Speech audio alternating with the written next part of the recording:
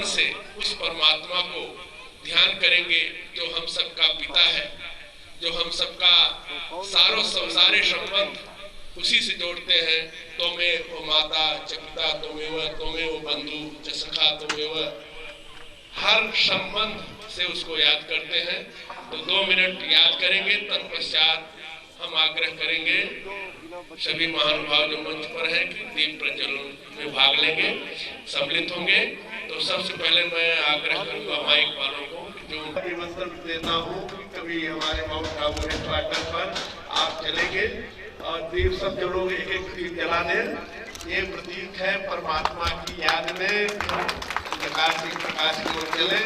हमारे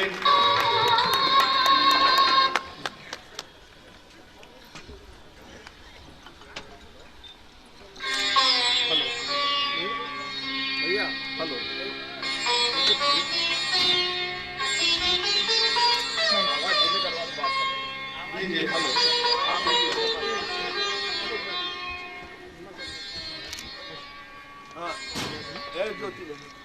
हमारे डीएम साहब को दीदी धन्यवाद।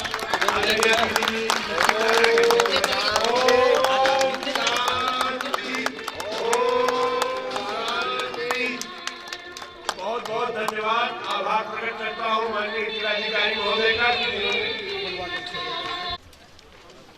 मैं बहुत दुखी मन से यहाँ से जा रहा हूँ। मैं क्षमा प्रार्थी हूँ। कुछ अचानक विधि व्यवस्था की समस्या मुहूर्तगंज में पैदा हो गई है। आज एक चक्रवर्ती का लेखपालों का एग्जाम था, उसमें कुछ अव्यवस्था होगी। मुझे और एसपी को तुरंत वहाँ जाना पड़ेगा। आया था ये सोच के कि आप लोगों के पूरे कार्यक्रम में बैठूंगा और आपके संस्था के बारे में, उसके उद्देश्यों के बारे में मैं भी कुछ जानकारी प्राप्त करूंगा। केवल बहुत संक्षेप में 1-2 बातें मैं आपसे कहना चाह रहा था। एक तो ये कि एक बहुत बड़े अंग्रेजी विधा के साहित्यकार हुए हैं सोमरसेट मॉम। सोमरसेट मॉम ने अपनी एक किताब लिखी है रेजर्स एज। उसमें उन्होंने एक जगह लिखा है कि जब परमपिता परमेश्वर मनुष्यों को बुद्धि दे रहा था तो मनुष्यों की बुद्धि का स्तर तय करने में उससे थोड़ी गलती हो गई। He struck a bad compromise। फिर आगे वो लिखते हैं कि मनुष्य जितना बुद्धिमान है उससे थोड़ा कम बुद्धिमान अगर रहा होता तो प्रकृति के जितने और जानवर हैं उनके द्वारा वो जिस तरह से प्रकृति के नियमों से संचालित होते हैं उसी तरह वो भी प्रकृति के नियमों से संचालित होता और कोई दिक्कत न हो। और अगर आदमी जितना बुद्धिमान है उससे थोड़ा सा और ज्यादा बुद्धिमान होता तो जो आदर्श और यथार्थ का अंतर्द्वंद वो पूरी जिंदगी में झेलता है वो द्वंद वो न झेलता और इस डायकोटोमी से वो ऊपर उठ जाता है। सोशियोलॉजी में हम लोगों ने पढ़ा था एक कंसेप्ट कल्चरल लैग का, उसको मैं सामान्य जीवन में स्पिरिचुअल लैग के सिद्धांत की तरह एक्सप्लेन करता हूँ। जब हमारा धड़ भौतिकता की आंधी में भागा जा रहा हो, हम सब भौतिकता की आंधी की तरफ भागे जा रहे हो, ऐसे में बड़ा जरूरी है कि हमारे पैर हमारी संस्कृति और हमारे संस्कार में जुड़े रहे। और अगर ऐसा नहीं हुआ तो स्थिति फिर आधी तीतर आधी बटेर वाली होती है। आदमी जिसको ढूंढता है अपने इर्द गिर्द बाहर के लोक में, वो वस्तुतः होता उसके अंतस में है। शांति, सौहार्द और जो भी चीजें हम बाहर अपने इर्द गिर्द खोजते हैं वो वस्तुतः हमारे अंतस में है। मुझे एक छोटी सी कहानी याद आ रही है एक भिखारी की, जो पूरा जीवन भीख मांगते हुए उसका गुजरा। जब वो मरा तो उसका जब झोपड़ा हटाया जा रहा था तो ये पाया गया कि जिस जगह वो बैठ के भीख मांगता था उससे 1 फीट नीचे एक बड़ा खजाना था। तो कहीं ऐसा तो नहीं है कि हम खुद किसी खजाने पे बैठे हों और उसी खजाने को बाहर खोज रहे हों। ये जो अंतस का प्रकाश है, मुझे खुशी है कि आपकी ये संस्था उसी हमारे अंतस को प्रकाशवान करने में जुटी हुई है और आपकी संस्था के लिए मेरी सारी शुभकामनाएं हैं और मैं ईश्वर से प्रार्थना करता हूँ कि आप अपने उद्देश्यों को प्राप्त करें। मैं पुनः कार्यक्रम को बीच में छोड़ के जाने के लिए मैं आपसे क्षमा चाहता हूँ। मेरा फोन लगातार बज रहा है, लगता है वहाँ पे समस्या गंभीर है। धन्यवाद।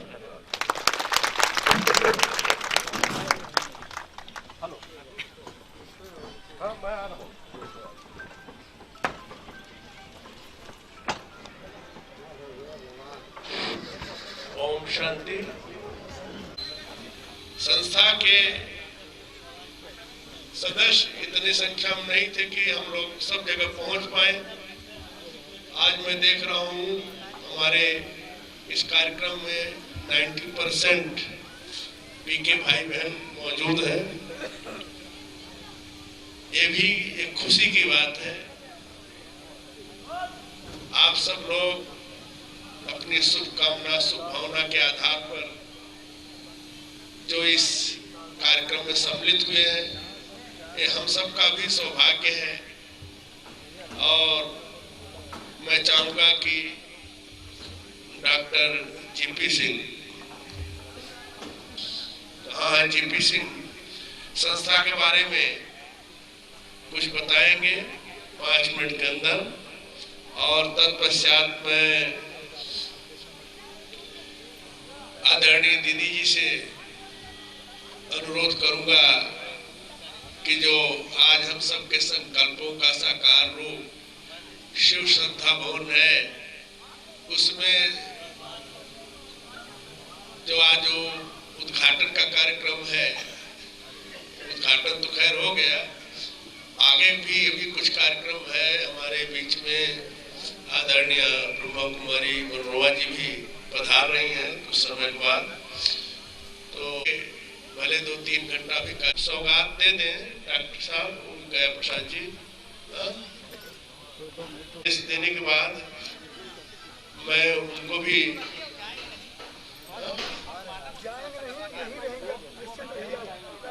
जनता से जुड़े, जैसे हमारे भाजपा के पूर्व जिलाध्यक्ष बैठे हैं, चेयरमैन साहब बैठे हैं, ये लोग बहुत जिम्मेदार व्यक्ति हैं। इनकी जिम्मेदारी जनता की जो समस्याएं हैं, समस्याएं जो भौतिक है वो तो है ही है, सबसे गंभीर समस्या है चरित्र की, नैतिकता की। कि बहुत अच्छी सड़क हो लेकिन काटने वाले बैठे हो, रोड शाम को बन गई, सुबह उखाड़ दिए, ये प्रॉब्लम आती है। इधर से नहीं उधर से रास्ता जाना चाहिए, नल लगना चाहिए जहाँ लगना चाहिए। आपने उस मोहल्ले में ज्यादा काम कराया, इस मोहल्ले में कुछ कम कराया, इस तहसील को ज्यादा देखा, उस तहसील को कम देखा, तमाम बातें आती हैं। ऐसे नहीं कोई कि बचा हुआ है, पूरे देश है लेकिन पड़ोसियों से परेशान है। उनको अपने खाने के लिए नहीं है लेकिन हमसे लड़ने के लिए उनके पास सब कुछ है। यही हाल आज भारत के हर गांव में, हर परिवार में, छोटे स्तर पर भी ये समस्याएं आ रही हैं। तो हम लोगों का लक्ष्य ये नहीं है कि केवल जो हिंदू धर्म से जुड़े हो, फलाने जात से या फलाने पार्टी से, सबका लक्ष्य यही होता है कि हमारे द्वारा ऐसा कोई कर्म न हो जिससे एक गलत संदेश जाए। तो सभी लोग लगे हैं कि भारत का उत्कर्ष हो, भारत सोने की चिड़िया बने, पुनः अपने गौरव को प्राप्त करे। अब उसके लिए सबको अंगुली लगानी है। जो हम शास्त्रों में पढ़ते हैं गोवर्धन पर्वत के लिए कि सभी ने अंगुली लगाया, जानते हैं कौन सी अंगुली लगाए? सबसे छोटी अंगुली है। और भगवान को भी देखा तो एक 10 किलो का तो उंगली से तो नहीं उठेगा। तो ये कलयुग का पहाड़, दुख रूपी पहाड़, समस्याओं का पहाड़।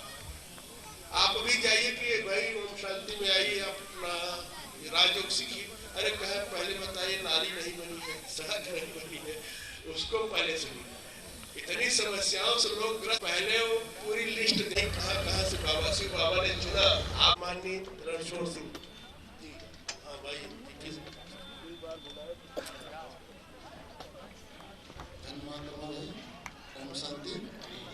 मेरा नाम पूर्ण गिरिजा प्रसाद सिंह है।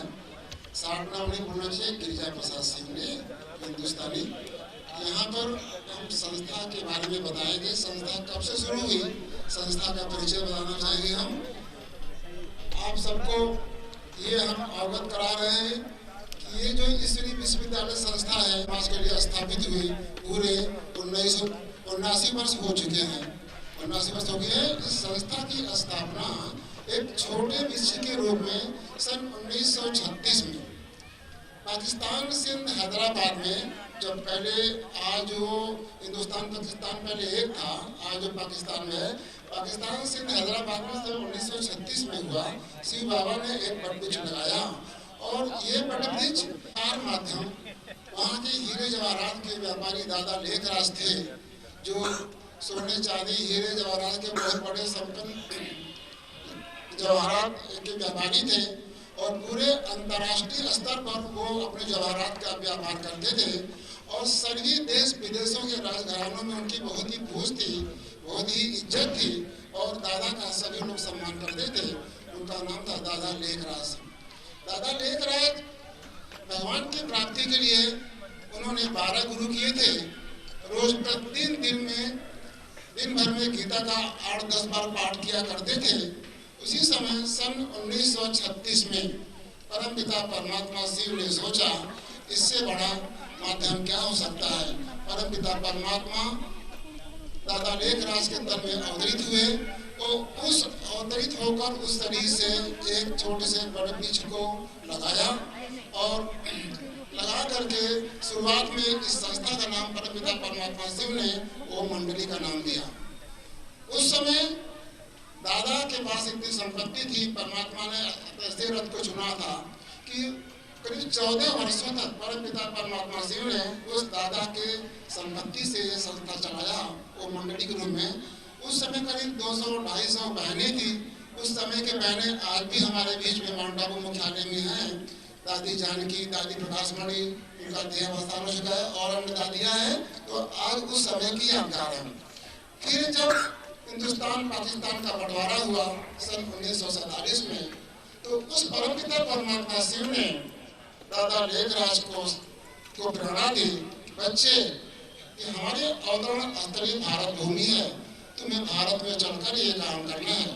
फिर 1950 की द्वारा दादा ने अपने सभी लाव लश्कर, सभी सेनाएं, सभी सामान उस जो भी बंदाकार से आकर माउंट आबू में आए भारत। माउंट आबू में ब्रिज की कोठी में दादा ने एक स्थान खरीदा, फिर वहीं से ये शुरुआत हुआ। फिर 1950 से लेकर के ये आज तक ये अमृत सेवा चल रही है।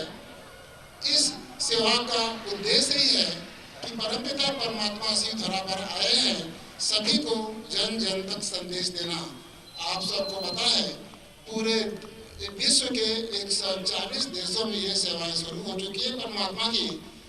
करीब पूरे विश्व में 8500 से अधिक सेंटर हैं और इस संस्था को अंतर्राष्ट्रीय दूत के रूप में गैर सरकारी संस्था के नाम से भी मान्यता प्राप्त है, जो हर जगह यूनेस्को और ECO एसओसी से ये संबंध है। इस तरह से ये संस्था आज इसका मुख्यालय माउंट आबू राजस्थान में है, जो उसी के माध्यम से वहीं से सारा संचालन पूरे विश्व में होता है। उसी के ही निमित्त आज यहाँ कौशाम्बी में भी परमपिता परमात्मा ने अपना झंडा गाड़ दिया है और इसका भी यही लाभ यहाँ के सभी वासियों को, मंजनपुर वासियों को हमारी शुभकामनाएं, उनको बधाई देता हूँ अपनी तरफ से और अपनी संस्था की तरफ से, परमपिता परमात्मा शिव की तरफ से। वो भी इस ज्ञान योग से, राजयोग से, पाठ पढ़कर अपने जीवन को सफल बनाएं। इसी के साथ साथ हम अपने बाणों को विराम देते हैं। ओम शांति, ओम शांति।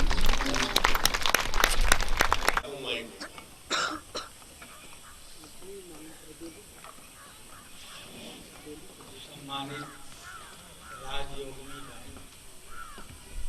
बहन जी, हमारे CMO साहब, हमारे भ्राता संचालक महोदय, पूर्व जिला भाजपा के पूर्व जिलाध्यक्ष शर्मानी जी, पूर्व चेयरमैन हरेश चंद जी, ये मैं बहुत नाचीज हूँ, बहन जी के चरणों का सेवक हूँ, इसलिए जहाँ भी वो आदेशित करती हैं उसके आदेश का हम पालन करना अपना कर्तव्य समझता हूँ। ये आज भौतिक युग में सांसारिक क्रियाकलापों में आदमी इस प्रकार से भ्रमण करता है, मन और इंद्रियों के को अपने पक्ष में न करके उनके आदेशानुसार कार्य संचालित करता है, जिससे ईश्वर के प्रति, अध्यात्म के प्रति आस्था धीरे धीरे कम होती जा रही थी और उसमें भगवान के रामबाण की तरह ये संस्था आप लोगों के सीधे मन इंद्रियों को कंट्रोल करने के लिए आत्मा परमात्मा का सीधा संपर्क हो, उसको जोड़ने के लिए। और सबसे बड़ी बात इस संस्था की है कि इसमें समाज के में फैली बुराइयों को, नशा जैसे बुराई को समाप्त करने के लिए हमारी बहन ने जितना प्रयास किया है, प्रयास किया है, शायद वो कर सके। तमाम प्रकार से लोगों को जागरूक करने के लिए तमाम प्रकार के जो है खोज किया, स्वयं अपना लगी रही। इसी प्रकार से समाज में कटुता न आए, भाई भाई के बीच में प्रेम संबंध स्थापित हो, इसके लिए उन्होंने तमाम और बहुत से प्रयास किए, नशाबंदी के साथ साथ और आपस में भाईचारा बनाए रखने के लिए और खास करके आध्यात्मिक जागरूकता लाने के लिए आपने अधिक से अधिक प्रयास किया। यहाँ से लेकर के इलाहाबाद तक दुनिया में जीवन में एक न एक दिन लोगों को जो पैदा हुआ है वो जाएगा, तो कुछ ऐसा करें कि जो अगले दिन बंधुत्व की भावना जागृत करें और देश समाज का कल्याण हो। यही शुभकामनाएं हैं और यही मेरी इच्छा है और मैं आपके आदेशानुसार जब तक हूँ, आपके आदेशानुसार कार्य करता रहूँगा। जय हिंद, जय हिंद। मंच पर बैठे हुए हैं हमारे बीच में मुख्य चिकित्सा अधिकारी महोदय। हमें पता चला कुछ समय और देंगे माननीय जिलाधिकारी महोदय, चूंकि आज कुछ ऐसी उनकी व्यस्तता है, उसी में गए हैं। फिर भी मुखिया के रूप में माननीय मुख्य चिकित्सा अधिकारी बैठे हैं, मैं उनका अभिनंदन करूंगा। मैं चाहूंगा वो भी कुछ बोले, उसके पहले मैं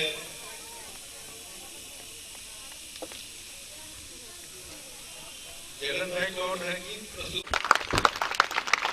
हम सब स्वागत करते हैं। माननीय बीच में हमारे इलाहाबाद से चलकर यहाँ पहुंची है, रास्ते बहुत, इसलिए दीदी का पहुंचना थोड़ा विलम्ब हुआ होगा। इधर से डीएम साहब गए, दीदी पधारी, इसलिए एक वीआईपी गया, एक वीआईपी आया, तो बाबा के वीआईपी बाबा ने निमित्त बनाया। वैसे तो हमारे बीच में माननीय पूर्व रजिस्ट्रार भाई साहब जा रहे हैं क्या? आपको भी न्यूज कलेक्ट करना है, तमाम लोग आए होंगे, आपको पुनः हम बुलाएंगे। हमारी दीदी यहाँ यूपी जोन की इंचार्ज, सब इंचार्ज हैं, रणछोड़ सिंह मीडिया प्रभारी है दीदी यहाँ इस क्षेत्र के सारे कलेक्शन का ही मीडिया में पहल रेणु जी और माला कई और परमात्मा का राजयोगिनी ब्रह्मा कुमारी तपस्वी बहनों को जो आज पूरे विश्व में परमात्मा शिव बाबा का झंडा लहरा रही है और आज उसी के निमित्त यहाँ पधारी। ओम शांति। रजोजुषे जन्मनि सत्त्ववृत्तये स्थितो प्रजानां प्रलये तमाय स्पृशे अजाय सर्ग स्थितिनाय नमः। आदरणीय मनोरमा बहन के संरक्षण में उपस्थित भाइयों एवं बहनों, आज बड़े ही सौभाग्य की बात है कि हम लोग इस नए शिव श्रद्धा भवन में उपस्थित हुए हैं उस ज्ञान के लिए जो हम किन्हीं कारणों से इस भौतिकता में भूले हुए हैं। क्योंकि ये कार्यक्रम बहुत व्यस्त है इसलिए मैं अपनी कविता ही सीधे प्रस्तुत कर रहा हूँ आपके इस अपनेपन के स्वागत में। संवर्ग समझता हूँ नहीं त्रिकोण नहीं आयत, संवर्ग समझता हूँ अपनापन हो जहाँ वहीं मैं स्वर्ग समझता हूँ, स्वर्ग समझता हूँ। नहीं त्रिकोण नहीं आयत, संवर्ग समझता हूँ अपनापन हो जहाँ वहीं मैं स्वर्ग समझता हूँ, स्वर्ग समझता हूँ। नेह भरे नयनों से कोई दे मीठा पानी, नेह भरे नयनों से कोई दे मीठा पानी, सस्मित अधरों से बरसाए अमृत सी बानी, ताजे निचुड़े द्राक्षा का संसर्ग समझता हूँ अपनापन हो जहाँ वहीं मैं स्वर्ग समझता हूँ, स्वर्ग समझता हूँ। फंसी जिंदगी जो कांटों में उसको छुड़वाना, फंसी जिंदगी जो कांटों में उसको छुड़वाना, गिरे हुए को चूम चूम कर सीने तक लाना, इतने ही सत्कर्मों को अपवर्ग समझता हूँ अपनापन हो जहाँ वहीं मैं स्वर्ग समझता हूँ। नहीं त्रिकोण नहीं आयत, संवर्ग समझता हूँ अपनापन हो जहाँ वहीं मैं स्वर्ग समझता हूँ। मुश्किल है गुलशन में हर गुल का पूरा खिलना, मुश्किल है गुलशन में हर गुल का पूरा खिलना, और कठिन है दिल दिल का प्रतिपल पूरा मिलना। फिर भी अखिल अधूरापन चांदनी में छिप जाए, फिर भी अखिल अधूरापन चांदनी में छिप जाए, सच माने उसको मन का गुलमर्ग समझता हूँ। नहीं त्रिकोण नहीं आयत, संवर्ग समझता हूँ अपनापन हो जहाँ वहीं मैं स्वर्ग समझता हूँ। अपनी सहभागिता जो आज हमारा शिव श्रद्धा भवन आप उद्घाटन अवसर पर थे देखा।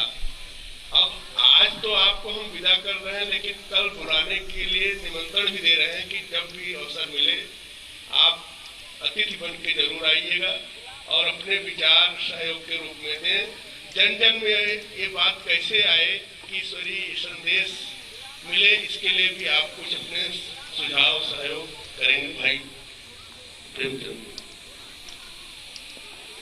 धन्यवाद। शिव श्रद्धा भवन के उद्घाटन के अवसर पर मंच पर आसीन हमारी मुख्य अतिथि राजयोगिनी बहन मनोरमा जी, जो इलाहाबाद सब जोन का काम देख रही हैं, मंच पर आसीन राजयोगिनी बहन कमल जी, जिनके जिम्मे कौशाम्बी और इलाहाबाद की जिम्मेदारी है, जिनके प्रयास से ही इस जनपद में यह दीपक जो अभी जलने का काम शुरू हुआ है, निश्चित रूप से आगे ये निरंतर प्रगति के पथ पर और इस जिले के सभी सम्मानित यहाँ की आबादी 16 लाख है, इसका हम सब फल प्राप्त करेंगे, ऐसी पूरी संभावना है। यहाँ पर उपस्थित हमारे मुख्य चिकित्सा अधिकारी आदरणीय डॉक्टर योगी सिंह जी, इस कार्यक्रम का संचालन कर रहे कुशल संचालक महोदय, मंच पर आसीन नगर पंचायत मंझनपुर के प्रथम नागरिक के नाते पूर्व चेयरमैन आदरणीय नरेश चंद केसरवानी जी, कार्यक्रम में उपस्थित मेरे गुरु आदरणीय केबी सिंह जी, जिन्होंने मुझे शिक्षा दीक्षा दिया, आप इस संस्था से जुड़े हैं और जिनकी प्रेरणा से एक आध बार मुझे और भी यहाँ पर आने का अवसर प्राप्त हुआ, आदरणीय गजराज सिंह जी, जिनकी प्रेरणा से एक दो बार मुझे यहाँ आने का अवसर प्राप्त हुआ और मुझे लगता है कि शायद महीने में 2-3 बार वो हमारे उनका मिलन जरूर होता है। मैं सौभाग्यशाली हूँ इस कार्यक्रम में उपस्थित आदरणीय श्री मदन लाल जी के शर्मानी, जो श्री दुर्गा मंदिर कमेटी के अध्यक्ष भी हैं, उनका भी परम पिता परमेश्वर से बड़ा ही मन सदैव लगा रहता है। यहाँ पर उपस्थित आदरणीय रत्नेश कुमार श्रीवास्तव जी, आदरणीय मथुरा प्रसाद अग्रहरी जी, यहाँ पर बहुत लोग मेरे परिचित हैं, मैं नाम ले सकता हूँ लेकिन समय लगेगा। हमारे पुराने मित्र यहाँ पर और अभियंता के नाते बिजली विभाग में रहे आदरणीय राम मोहन सिंह जी, आजकल जो प्रतापगढ़ में एसडीओ के पद पर आसीन हैं, यहाँ पर उपस्थित इस संस्था से जुड़े सभी भाइयों बहनों माताओं, मीडिया से जुड़े हमारे मीडिया के बंधु, आज के इस अवसर पर अभी जो बातें हो रही थी चरित्र निर्माण के बारे में, मेरा स्वयं का मानना है जिस व्यक्ति का चरित्र और ईमान ठीक होगा, हमें नहीं लगता कि जीवन में उसे कभी भी आंख झुका करके देखना पड़े। यह भाव जब प्रत्येक मनुष्य के अंदर